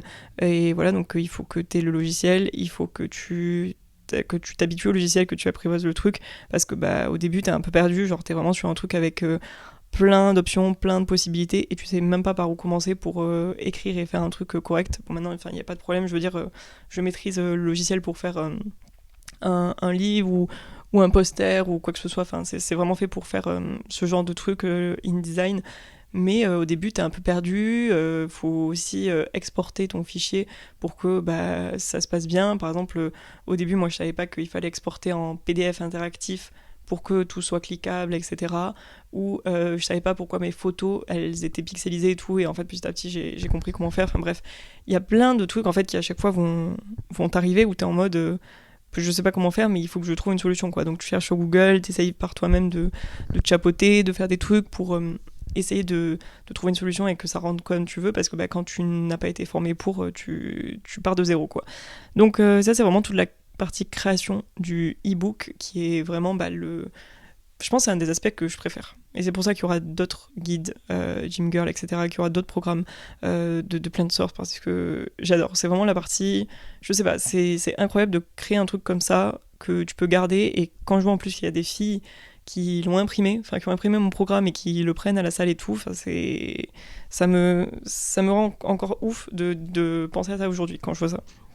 Bref, ensuite, tu as la partie plateforme, parce que c'est bien, tu as créé un PDF, tu as créé un e-book, maintenant il faut qu'il y ait un endroit concret où les gens ils puissent l'acheter, et en ligne, faut bien qu'il soit déposé quelque part, le fichier. Donc moi, déjà à la base, tu fais la veille entre les plateformes. J'hésitais entre deux plateformes, moi, entre System.io et entre Podia, parce que c'est des plateformes pour héberger en fait des PDF, des formations et tout. En fait, moi je voulais pas que mon programme soit figé, donc si je voulais rajouter du contenu, si je voulais rajouter des modules, des vidéos, des trucs comme ça et tout, je voulais pouvoir avoir ça en fait sur une plateforme, et j'ai déjà expliqué plein de fois, mais évidemment créer une application c'est beaucoup d'argent, je pense que ça peut varier entre 50 000 euros, 100 000 euros, 200 000 euros, les frais aussi d'hébergement des applications sur Samsung ou sur Apple. J'ai oublié, l'App Store, voilà. Bref, trop cher, beaucoup trop cher, impossible à réaliser pour l'instant, bien sûr, mais peut-être un jour, on sait pas. Et je voulais aussi que ce soit pas juste un truc, un PDF comme ça que j'envoie par mail, enfin, je voulais pas que ce soit ça. Donc, j'ai regardé différentes plateformes qui permettaient en fait d'héberger des fichiers PDF, des photos, des vidéos, des trucs interactifs, enfin bref, plein de choses dessus, et j'ai fait mon choix, mais du coup ça prend du temps, parce qu'au début, quand tu te lances, t'es perdu dans un flot de trucs, de possibilités. Des plateformes qui te proposent un site web, il y en a plein, des plateformes qui te proposent d'héberger des formations, il y en a plein, des plateformes qui te proposent d'héberger un podcast, il y en a plein aussi. Bref, je vous apprends pas, mais du coup, en fait, tu as plein de choix, mais c'est aussi du coup plus difficile de choisir, parce que voilà, tu as des avantages et des inconvénients sur les uns et les autres. Donc ensuite, j'ai mis en place l'espace membre, parce que ça y est, tu choisis une plateforme, mais tu la découvres, encore une fois, c'est comme un logiciel, tu découvres tout de A à Z, tu ne sais pas au début comment ça marche. Est-ce qu'il faut cliquer là? Comment on fait pour ajouter ça? Comment on fait pour mettre ça en ligne? Enfin, c'est vraiment de zéro, tu es un enfant qui découvre le truc, et c'est à la fois, voilà, t'es perdu, mais d'un côté, c'est trop bien, parce que juste, tu testes, et tout est nouveau, et c'est comme si tu découvrais une ville. Je sais pas comment expliquer, mais à chaque fois, je découvre un logiciel ou une plateforme, puis maintenant, les plateformes, elles sont assez... comment on dit, pas simple d'utilisation, mais intuitive, voilà. Et voilà, c'est assez facile de mettre des photos, des trucs. Enfin bref, c'est trop bien. T'as l'impression de jouer à un jeu vidéo et de découvrir. Donc j'ai toute la mise en place dans l'espace membre, parce que du coup, il faut que tu déposes chaque truc, chaque fichier, chaque vidéo, chaque photo, chaque truc. Ça prend un temps de malade, voilà. Alors, toutes les choses, en fait, il y a plein de choses. Moi aussi, je me disais, je sous-estimais, j'étais en mode ok, je vais faire ça en 2 heures, 2-3 heures. Résultat, ça me prenait minimum 2-3 jours. Donc voilà, ça aussi c'est normal, au début tu sous-estimes des trucs et puis une fois que tu les as fait, tu fais ah non en fait ça prend beaucoup de temps. Il y a l'espace rédaction parce que dans la plateforme en elle-même, bah, tu peux rédiger des trucs, tu peux mettre à jour certaines choses, tu peux mettre des titres, des modules, tout ça. Et l'ADA, donc qu'est-ce qu'on met comme couleur, qu'est-ce qu'on met comme typo, toujours pareil pour créer un peu un univers. Quel module on met, comment on les sépare, est-ce qu'on met tel truc dans tel module, tout ça c'est des choses aussi d'agencement dans la plateforme. Et un truc très important, c'est les créations des tunnels de vente. Alors j'ai mis beaucoup de temps à savoir ce que c'était un tunnel de vente. Personne ne m'a appris, je ne savais pas ce que c'est, je ne comprenais pas. J'entendais des gens qui me disaient oui, tunnel de vente, mais j'étais là, mais qu'est-ce que c'est en fait un tunnel de vente? Et en gros, je suis pas sûre à 100% de ce que je vais vous dire, mais tout ce qui compte c'est que j'ai mis en place le mien et qui marche très bien. Un tunnel de vente, c'est en gros un moment où la personne elle va arriver et elle va acheter, donc ça peut être une première page où elle va découvrir en gros ton produit et tout. Ensuite, ça va être ta page avec ton panier et à la fin, par exemple, ta page de remerciement. Et en gros, tout ce fil avec plusieurs pages, c'est un tunnel de vente. Mais voilà, ça, on me l'avait pas appris. Et du coup, j'ai découvert toute seule et j'ai fait mes pages de tunnel de vente toute seule parce que bah c'est pareil, comment tu fais un tunnel de vente? En fait, tu choisis. Est-ce que tu choisis de mettre 4-5 étapes, 2 étapes? Tu vois, c'est des choix que tu testes, que tu choisis. Qu'est-ce que tu mets sur ta page de remerciement? Enfin, qu'est-ce que tu mets sur ta page de panier? Voilà, on peut penser, parce que nous, on a l'habitude, enfin, je veux dire, moi, j'ai toujours acheté voilà, sur Zara ou d'autres sites, qu'importe. Je suis sur ma page de panier, j'ai mon produit, j'ajoute, je le mets et tout. Mais en fait, quand toi, t'es de l'autre côté et que tu dois créer une page de panier de A à Z, mais c'est hyper compliqué. Enfin, je pense qu'on se rend pas compte, mais c'est... Et tu te dis, est-ce que je mets ça? Est-ce que ça c'est trop? Est-ce qu'il faut que je l'enlève? Comment je le design? Où est-ce que je le mets? Je le mets en premier, en deuxième, en troisième? Enfin, c'est... Voilà. Créer une page de panier, c'est spécial. Et bien sûr, je pense que mes pages actuelles et mes tunnels de vente actuels, ils finiront par évoluer au fur et à mesure du temps, et peut-être même qu'un jour, moi je laisserai ça à une personne experte qui ne fait que des tunnels de vente de 8h du mat à 20h pour faire mes tunnels de vente. Mais voilà, c'est un aspect que j'avais pas fait avant. Ensuite, il y a la partie, donc ça c'est vraiment toute la partie, comment on appelle ça, mise en place de la plateforme, de tout sur les programmes. L'autre partie des programmes, c'est tout ce qui va être la vente, donc choisir un prix, comment on choisit un prix, ensuite est-ce qu'on fait des promotions, comment on fait une promotion, comment on active un code promo sur une plateforme, parce que il faut le créer, il faut que ça marche, est-ce qu'il peut être utilisé une fois, 100 fois, est-ce qu'il peut être utilisé pendant combien de temps, bref, il y a plein de choses à mettre en place. Est-ce qu'on met un paiement en une fois? Est-ce qu'on met la possibilité de payer en 2 fois? Est-ce qu'on fait des bundles? Donc ça c'est par exemple, alors moi j'ai pas de bundle, mais ce serait par exemple mettre la formation, le programme en salle et le programme à la maison ensemble dans un même pack. Et souvent du coup, vu qu'une personne achète 2 choses en même temps, elle paye moins cher. Est-ce que on propose des choses en plus? Est-ce qu'il y a des fenêtres pop-up? Enfin bref, c'est assez infini cette partie-là, vente avec des techniques de vente, tout simplement, mais c'est encore un métier à part. Genre dans des entreprises, dans une équipe marketing, il y a une personne qui par exemple ne s'occuperait que de l'aspect vente sur le site web. Genre elle s'occuperait même pas de la partie vente sur les réseaux, par email, en présentiel, enfin bref, ce serait vraiment que sur le site. Donc c'est juste pour vous rendre compte que c'est immense, toutes les possibilités. Donc c'est à la fois trop intéressant et tu peux apprendre plein de trucs et tout, mais c'est beaucoup de travail. Il y a la partie du coup création de contenu autour du programme, qui est la partie où je galère le plus parce que j'ai besoin je sais pas si j'ai besoin d'expliquer pourquoi, mais du coup, il faut avoir le temps en fait de faire et mon contenu à moi et ensuite le contenu sur les comptes Gymgirl. Donc, je n'ai fait qu'un compte sur Instagram, Gymgirl. Heureusement, j'ai pas fait un compte TikTok et je ne sais quoi d'autre en plus parce que ça aurait été trop. Mais du coup, de promouvoir l'aspect community manager sur le compte de la marque et des programmes en lui-même. avec des stories, avec des posts sur la page, et aussi de bien réfléchir, parce que vu que c'est pas vraiment du coup mon compte perso, c'est vraiment un compte de marque pure, c'est aussi essayer de faire en sorte que les stories à la une, elles soient claires. Par exemple, les gens ils veulent trouver une information sur le programme, ils l'ont directement, les gens ils veulent voir des avant-après, ils ont directement des avant-après, ils veulent voir, je sais pas moi, comment s'est passé le challenge, ils cliquent sur la story à la une, il y a ça. Donc c'est plus comprendre en fait quand les gens ils arrivent sur la page Gym Girl, quels produits en fait ils vont voir, quel service leur est proposé, ce que ça peut leur apporter, comment ça marche, toutes leurs questions en fait, que leurs questions soient répondues assez vite sur la page directement, et bien sûr qu'ils comprennent l'univers autour des programmes juste en voyant la page. Et ça c'est à la fois très compliqué, c'est surtout très long, ça demande beaucoup de travail. J'essaye, vraiment c'est mon but cette année de dégager un petit peu de temps pour m'occuper plus de ça, mais voilà, entre tous c'est parfois très très compliqué de m'investir dans ça en plus, dans la partie community management du compte. Même créer des stories, enfin j'ai tout le temps des idées, j'aimerais faire des stories hyper sympas plus souvent sur le compte et tout, mais ça prend tellement de temps. Des fois je vais faire une séquence de stories, ça va me prendre 1 heure, plus tout ce que je fais autour, c'est pas possible de faire ça tous les jours quoi. Donc il y a ça.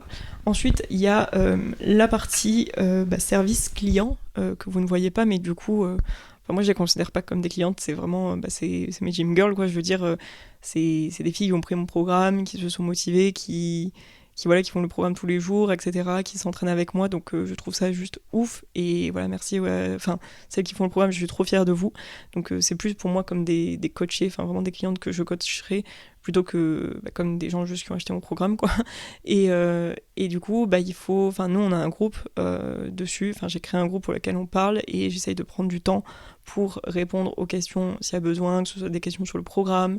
Souvent, les gens, voilà, quand ils font une pause, ils savent pas ensuite s'ils doivent reprendre à telle ou telle partie, s'ils peuvent s'entraîner que 3 fois par semaine, etc.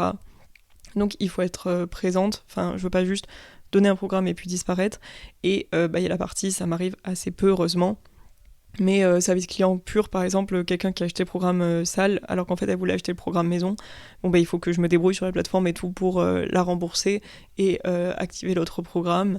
Pareil, je sais pas, ça aussi ça m'arrive assez peu, mais faut gérer tout ce qui est quand une personne ne paye pas, qui est plus complexe, je dirais, parce que là il y a vraiment l'aspect relationnel, et moi je veux pas rentrer en conflit dans ce genre de situation, mais enfin voilà, c'est juste que tu as un service, payes pour le service que tu as, enfin pour le produit que tu as, parce que sinon c'est juste, enfin c'est pas normal, c'est pas correct, et donc c'est l'aspect service client, et j'ai pas eu le temps de le faire encore, mais voilà, aussi avoir des retours, donc est-ce qu'il y a des choses que les clients aiment, des choses que les clients n'aiment pas, est-ce qu'il faut modifier telle chose, pour continuellement en fait améliorer ce que tu fais, parce que tes clients c'est les premiers à tester, à savoir en fait ce qui leur plaît, ce qui ne leur plaît pas.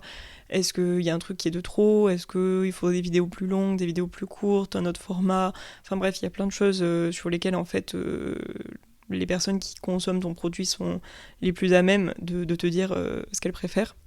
Ensuite il y a la partie stratégie, donc j'ai passé beaucoup de temps hier, j'ai pas fini encore, mais si vous voulez un jour je vous montrerai, mais en gros c'est sur mon année finalement, qu'est-ce que je prévois pour les programmes, parce que il faut les faire vivre tout simplement, et il faut surtout avoir une dynamique autour de ça.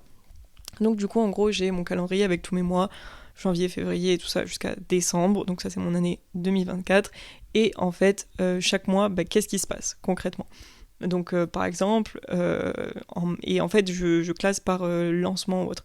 Par exemple janvier il y avait et le lancement du programme Gym Girl Maison, et aussi la nouvelle année, tout ce qui fait que c'est nouvelle année, nouvelle résolution, tout ça.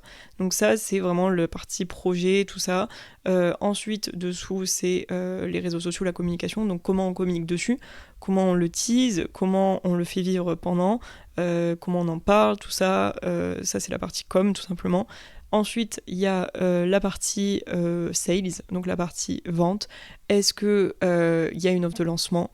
Est-ce qu'il y a une promotion ? est-ce qu'il y a un code promo, enfin bref, il y a plein de trucs qui font, est-ce qu'il y a par exemple un truc acheté, un truc offert, tout ça c'est des choses qui sont dans la vente, mais qui là aussi il va falloir le traduire dans l'aspect com, faut que la promo, les gens ils soient au courant, sinon ça sert à rien de faire une promo. Et il y a aussi la partie, alors là j'ai pas commencé à le développer, mais la partie très sociale, influence, tout ça. Donc est-ce que il y a des influenceurs qui parlent par exemple du programme maison qui viendrait d'être sorti. Bon du coup c'est pas le cas vu que j'ai déjà sorti et que j'ai pas de partie influence pour l'instant. Est-ce que il y a des gens qui justement vont pouvoir parler des nouveautés du programme, tout ça, des créateurs de contenu, des créateurs du GC, de l'affiliation, c'est des choses qui se mettent en place petit à petit, mais voilà, il y a toute la partie influence du programme que je n'ai pas commencé. Et ça aussi, vraiment tous les métiers que je vous dis, en gros dans une équipe marketing, par exemple, il y aurait la personne qui s'occupe des sites web, la personne qui s'occupe des sites web et de l'emailing. Allez, on peut rajouter l'emailing, parce que ça, c'est un truc que j'ai commencé ce mois-ci. D'ailleurs, vous avez peut-être reçu des mails, Gym Girl, c'est la première fois que j'ai envoyé des mails comme ça. Parce que tu ne peux pas prendre une adresse email et envoyer des mails à plusieurs milliers de personnes, sinon ton mail va directement finir dans les spams et être bloqué, enfin tu peux pas. Donc, faut là aussi passer par une plateforme d'emailing, choisir quelle plateforme tu veux, quel tarif, quel budget pour la plateforme parce que tu payes et le plus avantageux pour soi, pour tes besoins et tout, rédiger l'email, designer l'email, envoyer l'email, créer la campagne. Mais donc voilà, par exemple dans une équipe marketing, il y a la personne qui s'occuperait du site web et de l'emailing, il y aurait la personne qui s'occuperait de la com et de la création de contenu, et encore que ça peut être divisé entre les deux. Il y aurait la personne qui s'occuperait du marketing, c'est-à-dire ce que je vous dis, la stratégie. Est-ce que tel mois on sort tel produit, est-ce qu'on fait tel événement, est-ce qu'il y aura telle offre de lancement, enfin toute la partie marketing, je peux pas l'expliquer autrement, qui gère ça. Une personne qui gérerait uniquement l'influence, donc qui négocierait en fait, qui s'occuperait tous les jours des partenariats avec des influenceuses ou des créatrices de contenu, voilà, ça c'est un poste à part entière.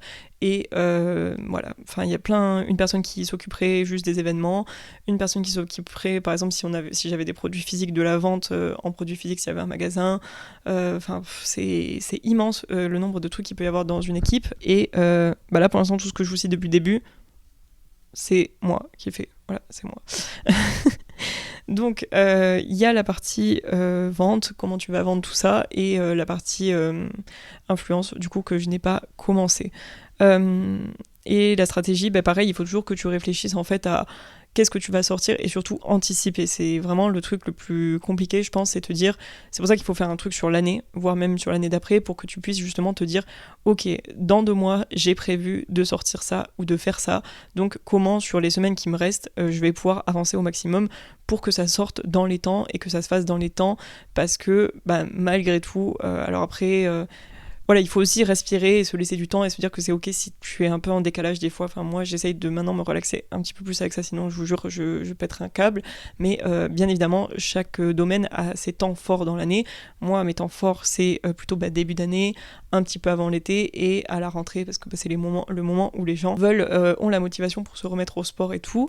Donc, forcément, c'est des moments où tu vas accentuer ta com, accentuer tes techniques de vente et tout. C'est obligé, je veux dire, enfin, c'est pas... Tu dois le faire toute l'année, mais dans ces moments-là en particulier. Mais du coup, il faut anticiper. Est-ce que tu vas sortir des choses à ce moment-là? Est-ce que tu vas créer autre chose? Est-ce qu'il va y avoir une promo? Enfin, c'est des choses qui se pensent en avance pour pouvoir les travailler et tout ça. Et anticiper, c'est compliqué d'anticiper toute une année et aussi de se tenir au timing, parce que forcément, il y a des choses qui vont te prendre plus de temps que prévu. Ça, c'est, je pense, l'histoire de ma vie. C'est-à-dire que tu penses qu'un truc va te prendre 2-3 heures, comme j'ai dit, et au final ça te prend 2-3 jours. Il y a des trucs, tu vas finir super tard. Des fois, tu as des problèmes, genre ton logiciel qui te plante au dernier moment, comme ça, à minuit, comme ça, pour bien saouler. Et tu dois régler des trucs et gérer tout ça. Et du coup, ça te décale tout. Et voilà, mais ça fait partie du... C'est-à-dire que je pense que j'en pouvais définir l'entrepreneuriat ou être auto-entrepreneur ou avoir une entreprise, c'est que vraiment, tu ne t'ennuies pas. Genre, si tu veux, dans ta vie, un long fleuve tranquille. Genre, si tu veux la sérénité, un truc doux, un truc qui se passe toujours pareil, où tu te poses pas de questions, t'étais pas en mode up and down, il faut pas faire ça. Il faut pas faire ce métier. Parce que c'est un truc où un jour tu vas te dire c'est bon, tout marche bien, je suis trop motivée, je suis capable de tout. et je vais trop y arriver, je gère trop, c'est trop bien ce que je fais et tout. Et le lendemain, en fait, tu vas te dire, je suis nulle, genre tout ce que je fais, c'est nul, ça va pas, y a rien qui va, c'est une cata, j'ai peur que j'y arrive plus, et en fait, le lendemain, tu te redis, non, c'est bon, en fait, j'étais juste en stress pour rien, mais je pense que ça fait partie de ça, et surtout, moi, pour l'instant, ça fait combien 6 mois que le programme est sorti, quelque chose comme ça, 7 mois. Attends, 4, 5, 6, 7. Ouais, ça fait 7 mois que le programme est sorti et du coup, j'ai pas encore le recul nécessaire. Enfin, je veux dire, ça n'a même pas un an le programme, donc j'ai pas le recul pour me dire, ok, ça c'est normal, ça va t'arriver de temps en temps et tout, ou ça se passe comme ça parce que c'est la période de l'année ou ce genre de choses. J'ai besoin encore de temps de voir les choses évoluer pour pouvoir me dire, ok, ça se passe comme ça, ok, genre ça tu peux gérer et tout. Là, cette année, j'ai eu tellement de premières fois, de nouvelles fois, de nouveautés, de trucs que je connaissais pas du tout, que j'appréhendais de A à Z, etc. Et en fait, bah, c'est ok, genre, tu vas t'en sortir, genre, no worries. Mais c'est pour ça que c'est passionnant, c'est le meilleur truc du monde, genre vraiment, enfin si, moi je sais que vu que j'adore partager et que j'adore créer visuellement et que ce soit en termes de vidéos comme ça, en termes de photos, de design et tout, genre de créer un truc comme ça de A à Z, j'ai pensé l'idée, je l'ai écrite, je l'ai designé, il y a des gens qui en plus se décident pour l'acheter, le faire, me disent oui je fais tes séances et tout, enfin moi vraiment c'est un truc de fou, quand tous les jours je me dis à chaque fois les filles, elles font mes séances, elles font mon programme. Ça, je ne m'en remettrai jamais. Et vraiment, je trouve ça incroyable. On reprend. Je veux plus parler de cet appareil photo, s'il vous plaît. Mais tout ça pour dire que je ne fais pas un métier. Mais je pense que cet épisode, c'était vraiment pour montrer que mon métier, c'est 1 milliard de métiers. Et je pense même qu'il y en aura d'autres qui se rajouteront au fil du temps. Je pense que c'est un peu ça quand tu es auto-entrepreneur ou que tu as une entreprise, t'es obligé de gérer plusieurs métiers, encore plus au début parce que y a plein de choses que tu ne peux pas déléguer comme ça, soit pour une question de temps, d'organisation, de gestion de trucs et surtout pour une question de budget. C'est pas une question de non-volonté, mais c'est une question que voilà, t'es responsable quand même du salaire d'une personne, ce n'est pas rien, et voilà, ou même si c'est un freelance, il faut quand même que tu puisses payer le freelance derrière, mais voilà, t'es obligé de toujours un peu t'adapter, d'évoluer et d'être un petit peu couteau suisse et de tout faire à la fois, mais c'est ce qui rend le truc très passionnant je trouve, et qui fait que tu en apprends tous les jours, que tu t'ennuies jamais, que tu kiffes, et voilà, c'était juste pour montrer un petit peu les dessous quand on me dit... c'est vrai que j'ai souvent la réflexion, en fait je suis derrière mon téléphone en train de poster, donc ça m'arrive souvent en fin de journée parce que c'est là où je poste tous mes contenus, tout ça. Alors oui, je sais qu'on peut planifier son contenu, mais je ne le fais jamais. Enfin, personnellement, je fais mes trucs spontanément et je poste au moment où je veux poster. Et aussi quand je fais du montage sur mon ordi, de l'organisation, de la stratégie, enfin bref, que je travaille aussi sur mes programmes, etc. sur mon ordi. Donc soit je suis assise quelque part avec mon ordi, mon téléphone, et ça m'arrive très très souvent, voilà, des fois, mais c'est pas méchant, hein, c'est vraiment, c'est parce que les personnes ne se rendent pas compte, mais des amis de mes parents, ou même des gens que j'ai déjà, enfin des proches ou d'autres, qui me disent ah mais t'es en vacances en fait. Non, je ne suis pas en vacances, parce que si j'étais en vacances, en fait j'aurais éteint et mon téléphone et mon ordi, et pendant une semaine je ne les aurais pas ouverts, et ça m'aurait fait beaucoup de bien mentalement et physiquement, mais ce n'est pas le cas. Après, voilà, il y a aussi ce truc, je pense, un peu de pression en tant que créateur de contenu, de ne pas pouvoir prendre de pause. Enfin, moi, je pense que à moins de devenir un jour quelqu'un avec vraiment genre une influence balèze, je ne me sentirai jamais capable, je pense, d'arrêter de poster d'une semaine, ou alors c'est qu'il y a un truc vraiment très très grave qui se passe dans ma vie, parce que je sais que ça a un impact malgré tout sur ton algorithme, sur ton reach, sur tout, et voilà, j'ai déjà vu, il suffit que je poste beaucoup moins sur une semaine, que je poste 2 fois moins de contenu, et toutes mes stats sont impactées, enfin il y a trop d'impact derrière et de conséquences, et je ne peux pas, et dans tous les cas, après moi j'ai pris l'habitude, surtout par exemple en story, parce que enfin je veux dire story, voilà, c'est juste mon quotidien, de poster tous les jours. Enfin ça doit faire quoi, la première fois que j'ai posté sur Instagram, c'était il y a 10 ans, 12 ans, je pense, c'était il y a 12 ans.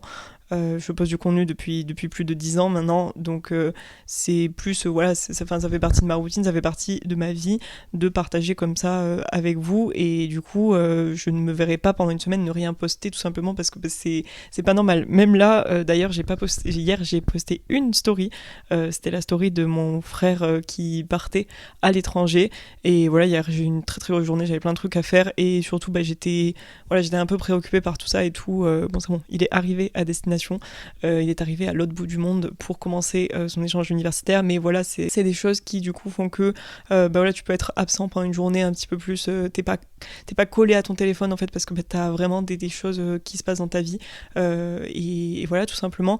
Mais voilà, j'ai pas, là par exemple aujourd'hui je n'ai y a rien en story, mais je vais y remédier de suite parce que j'ai plein de choses à poster. Il y a des choses que je poste en décalé aussi, ça m'arrive très très souvent en fait, vous voyez une story, je sais pas moi, à 10h, en fait je l'ai prise à 7h ou 8h, ou une story à 17h et en fait je l'avais prise le matin. Enfin, ça n'a pas, je pense que les 3/4 des gens qui postent sur les réseaux, c'est pas tout le temps à la minute près ou à l'heure près, et souvent c'est en fin de journée, mais c'est des choses qui se sont passées avant. On ne poste pas à la minute près, c'est juste, voilà, c'est plus simple des fois de faire ta journée, prendre tes photos, des trucs et tout, et tu postes tout en fin de journée, c'est plus simple. Mais qu'est-ce que je voulais dire ? J'essaie de pas partir dans tous les sens, désolée.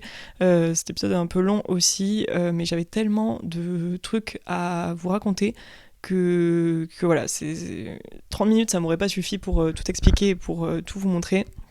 Donc j'espère que ça vous a plu, que ça vous a appris certaines choses, que voilà, tout simplement vous avez passé un bon moment en écoutant l'épisode. Je sais pas si vous faisiez votre sport, que vous étiez en train de marcher, de courir, que vous faisiez votre ménage, juste que vous chilliez comme ça dans les transports, pas dans les transports, dans la vie, mais dans les transports, ou que vous rentrez chez vous, tout ça. J'espère, surtout n'oubliez pas de noter le podcast si jamais vous ne l'avez pas encore fait sur Spotify ou Apple Podcast. Je vous souhaite une très bonne journée, une très bonne semaine, tout. Je vous fais de gros bisous et on se retrouve dans le prochain épisode. Bye!